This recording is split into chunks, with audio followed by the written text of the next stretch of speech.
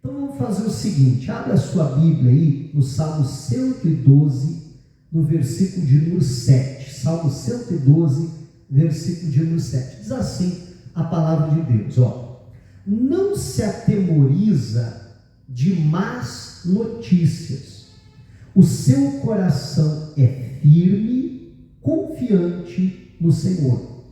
O seu coração bem firmado não teme, até que veja a derrota dos seus inimigos. Olha que fantástico isso aqui que a Bíblia está dizendo no Salmo 112, é um salmo bastante conhecido, que começa falando a respeito daquela pessoa que teme ao Senhor, que tem grande prazer nos mandamentos de Deus, né? E falando, discorrendo sobre essa pessoa, chega no versículo 7 e fala isso então sobre ela. Em primeiro lugar, nós precisamos ser alguém assim, né? Que o nosso coração tenha ali o temor do Senhor e que nós amamos, respeitamos ali os mandamentos de Deus. E aí vem a Bíblia e diz, né, o versículo 7, não se atemoriza de más notícias.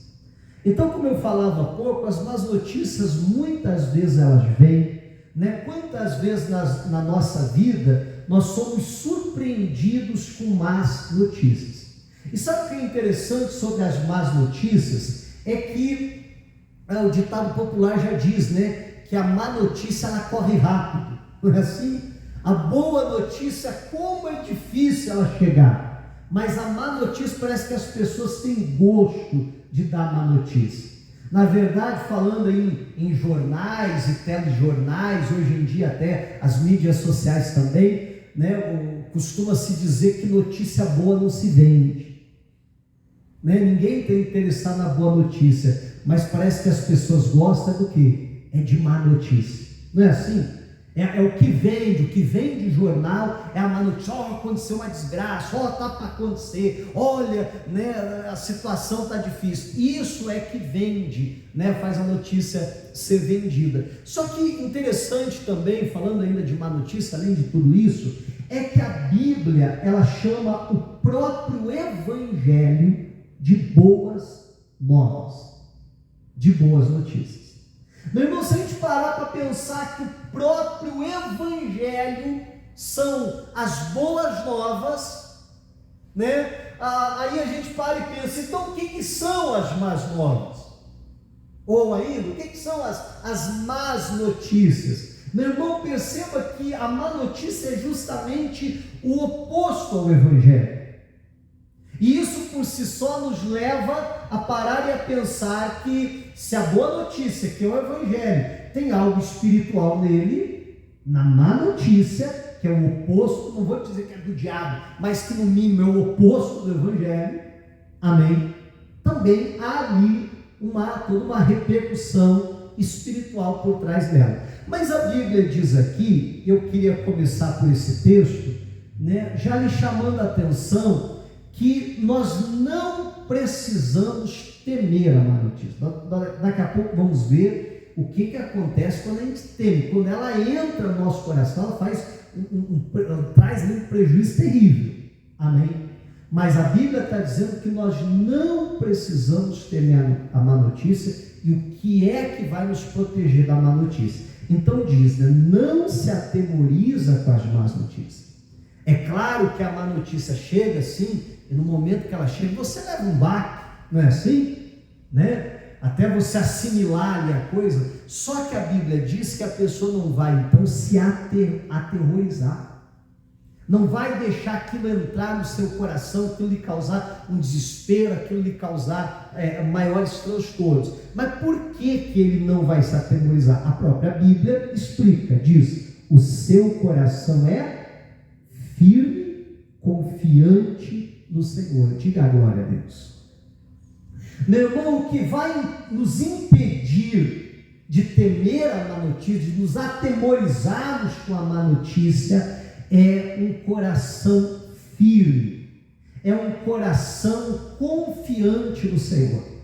É alguém que recebe a má notícia no primeiro momento, só pode até balançar, como eu dizia, né? Mas ao mesmo tempo ela para, o coração dela está firmado em Deus, está confiando no Senhor, e ela diz, não, mas Deus está cuidando de tudo. Amém? Mas o meu Deus vai nos dar a vitória. Não, mas essa situação, né, será transformada. Enfim, o coração vai se atemorizar. Quando o nosso coração estiver firme, confiando no Senhor. Esse então é o segredo. Amém? Para que a gente não venha se atemorizar com as más notícias. Interessante que o versículo continua dizendo e fala mais uma vez, o seu coração, o quê? Bem firmado, não teme. Diga a glória a Deus. Meu irmão, perceba que por duas vezes a Bíblia está usando aqui, né, duas linguagens, duas roupagens diferentes, mas para dizer exatamente a mesma coisa. Fala de um coração firme, confiando no Senhor. E aí continua dizendo que o seu coração bem firmado, ele não vai temer. Agora, se o nosso coração não estiver bem firmado, bem alicerçado na palavra, aí, meu irmão, a gente balança. Aí nós vamos temer. Aí as más notícias vão nos amedrontar, nos aterrorizar, com o termo que a Bíblia está dizendo aqui, né? Mas se o nosso coração estiver bem firmado, não teme. Aí diz assim, até que veja a derrota dos seus inimigos. Amém? Até que aquela má notícia se transforme em uma boa notícia. Vamos falar do que acontecia muito naquela época, no tempo bíblico, né? Uma má notícia, olha, está vindo um grande exército contra você. Meu irmão, quem não mexia com a pessoa aquela má notícia, né? E aí a gente já vai ver isso. Aí a mente já começa a construir os piores cenários possíveis, não é assim? Aí a pessoa já começa a imaginar, ai meu Deus do céu, o que vai ser e tal. Mas aquela pessoa que está com o coração bem firmado, até diz, poxa vida, mas está vindo, né? Ela pode até balançar no primeiro momento, mas o coração dela está firmado. Diz, não, mas Deus vai nos dar vitória. Aí a Bíblia diz, até que veja a derrota dos meus inimigos. Então quer dizer, quando o inimigo era derrotado, o que era aquilo? A má notícia se transformava em boa notícia, não é assim? Vencemos o inimigo bateu em retirada, estamos livres dos nossos inimigos. Aí alguém que recebe uma notícia de uma doença, aí recebe o diagnóstico de cura, que o seu inimigo, que era aquela doença, foi derrotado. Então aquilo se transformou em boa notícia. Amém? Bom, mas eu quero ver um texto com vocês, está aqui em Ezequiel, vamos para lá. Ezequiel capítulo 21, versículo de número 7. Falando ainda sobre má notícia, e olha o que a má notícia causa. Nós já começamos falando, né, o que nós precisamos fazer para não nos atemorizar, para que ela, quer dizer, não entre no nosso coração precisa estar bem firmado em Deus, no Senhor. Mas se não tiver, olha que desgraça, olha o que ela causa. Ezequiel 21:7 diz assim: quando perguntarem por que você está gemendo, responda, por causa das notícias que estão chegando. Vamos parar aqui, por enquanto. O camarada está, gemendo. Aí alguém pergunta, por que você está assim? Você está com alguma dor? Você está sofrendo? Você está com algum problema? Diz assim, não, é por causa das notícias que estão chegando. Eu te pergunto, será que a notícia é boa ou ruim? O camarada está gemendo, a notícia nem chegou ainda, ele já está gemendo, dizendo, por cada notícia que está chegando. Então é muito claro que está falando de uma má notícia. Aí ele começa a falar, a Bíblia começa a falar, o que é que acontece quando a má notícia chega. Diz assim, todo coração se derreterá, todas as mãos desfalecerão, todo espírito ficará angustiado, e todos os joelhos se desfarão em água. Eis que virá e se cumprirá, diz o Senhor Deus. É interessante que aqui a Bíblia enumera 4 coisas que a má notícia causa. A má notícia, repito, aquela que, quando entra, quando o nosso coração não está bem firmado em Deus. Primeira coisa que a Bíblia fala, voltando lá ao começo da lista, todo o coração se derrete. A corrigida diz desmaia, Coração na Bíblia, muitas vezes, eu penso que é o caso aqui, fala a respeito de sentimentos. Meu irmão, vê se não é assim. Quando chega uma má notícia, então aquilo afeta os nossos sentimentos. Como eu falava há pouco, até mesmo no sentido assim da nossa mente, ela começa muitas vezes a produzir os piores cenários possíveis. Não é assim? Geralmente chega, vamos supor assim, né? Eu espero que não aconteça com ninguém, mas chega a notícia assim: olha, um familiar seu sofreu um acidente. Meu irmão, a mente não vai a 1000 por hora, 1 milhão. E aí você fica imaginando tudo que é tipo de coisa. E aí isso começa a afetar todos os sentimentos. E aí começa a haver um turbilhão de sentimentos dentro de você. É assim ou não? Né? Começa a vir diversos sentimentos ali. E eu penso que é isso que a Bíblia diz, do coração se derreter. Né? E aí, se a gente for ver, geralmente, aquele cenário que a gente criou na nossa mente, geralmente é muito menor do que aquilo. Não é verdade? Não, ele sofreu um acidente, caiu lá um tombo, só ralou o joelho, né? Mas você já pensa: poxa vida, quebrou a perna, poxa, não é assim? E agora como é que vai ser? Então geralmente a pessoa, o ser humano, a imaginação do ser humano acaba criando um cenário ainda muito pior do que aquilo que realmente é. Mas ali envolve a questão, como eu dizia, né, daquele turbilhão de sentimentos. Aí diz mais assim: e todas as mãos desfalecerão. Eu penso que quando fala de coração, fala de sentimento; quando fala de mãos, fala de agir, fala de obra, né? Daquilo que a gente faz. Então, meu irmão, quando chega uma notícia, aí não pense só nesse exemplo que eu dei, né? Mas qualquer uma notícia, por exemplo, você liga lá o jornal e aparece lá um economista dizendo assim: pessoal, olha, é melhor vocês se prepararem, porque esse final de ano o Brasil vai enfrentar uma crise jamais vista na nossa nação. E acontece de vez em quando, né? E aí a pessoa ouve aquilo e diz: meu Deus do céu, o negócio já está difícil agora, e essa crise ainda que está vindo, e muitas vezes a mão começa a desfalecer. A pessoa começa até a pensar: o que adianta eu fazer? O que adianta? E começa a vir aquele desânimo no sentido de não fazer aquilo que deveria ser feito. E é interessante que é muitas vezes justamente por isso que a economia começa a ir mal, porque a pessoa começa a temer tanto aquilo que aquele que tem dinheiro poderia investir, ele já não investe, ele diz: não, eu ouvi falar que o negócio vai piorar, então é melhor guardar. Não é assim?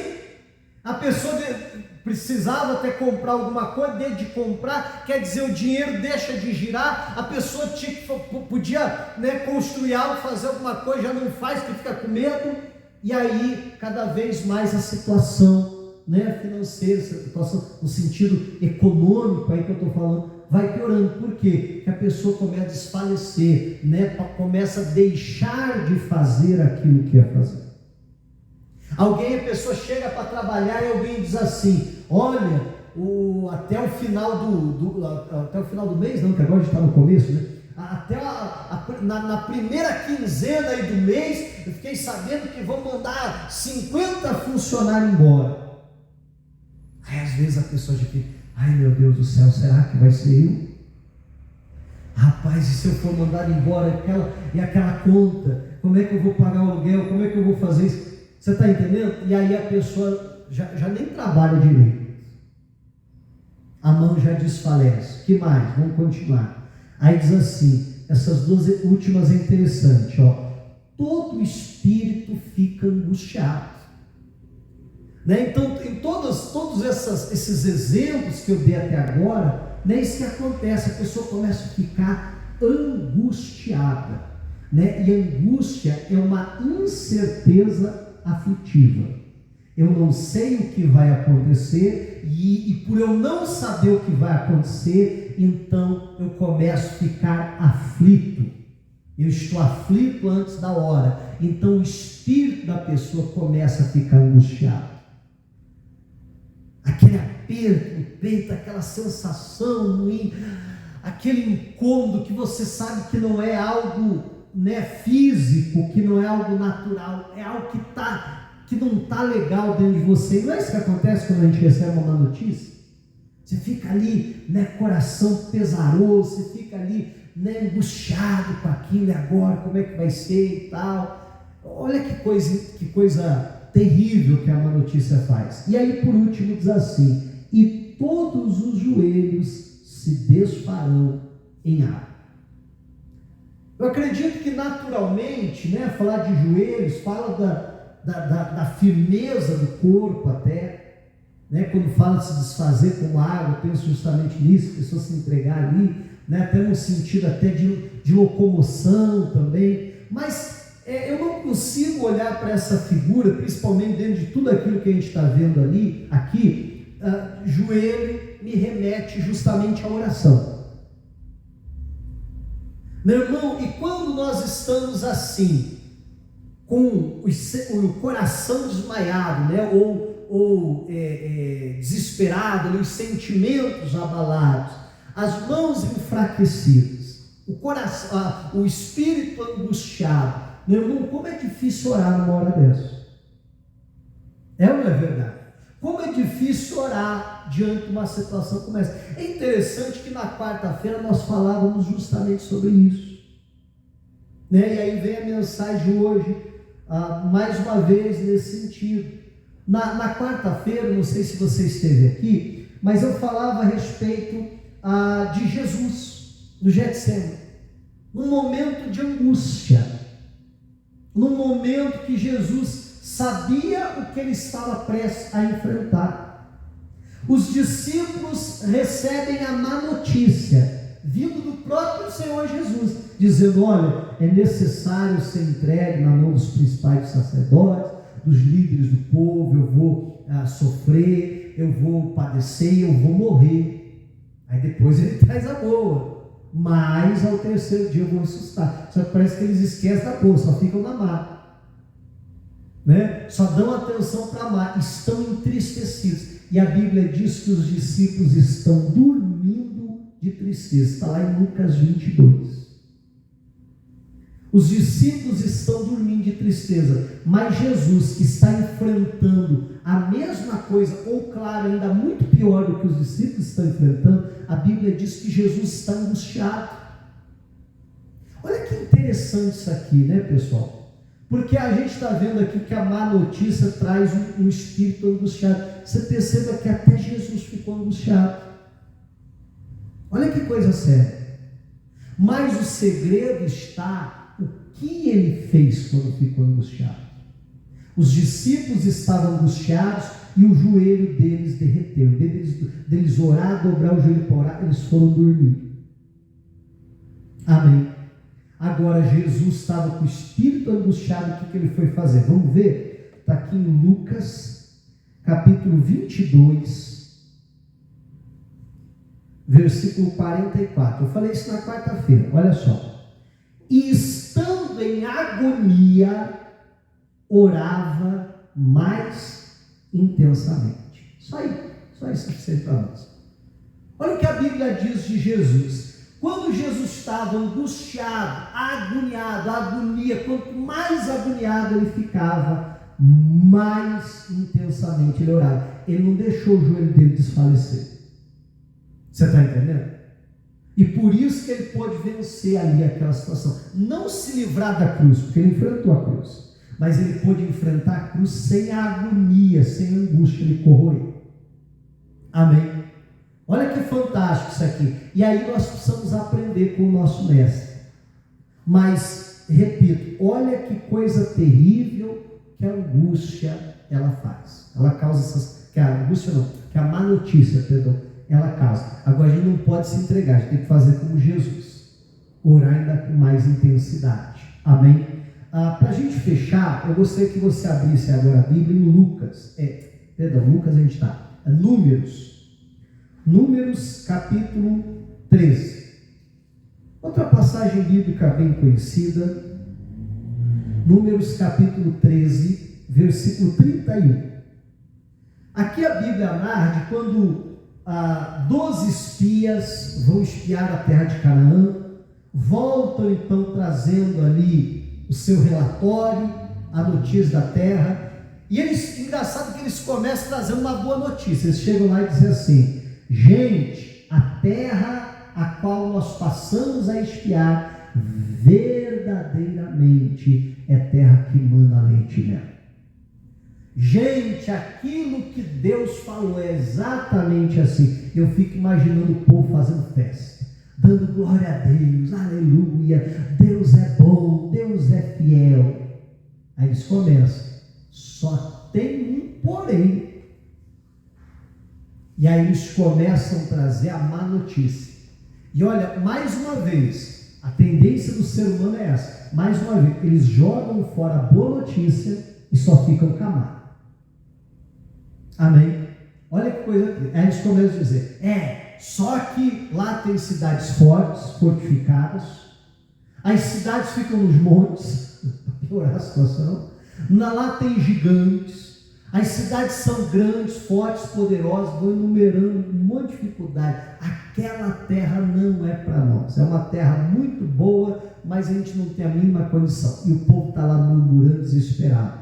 Aí a Bíblia diz assim, versículo 31: porém os homens que tinham ido com ele disseram: não podemos atacar aquele povo, porque é mais forte do que nós. E diante dos filhos de Israel falaram o quê?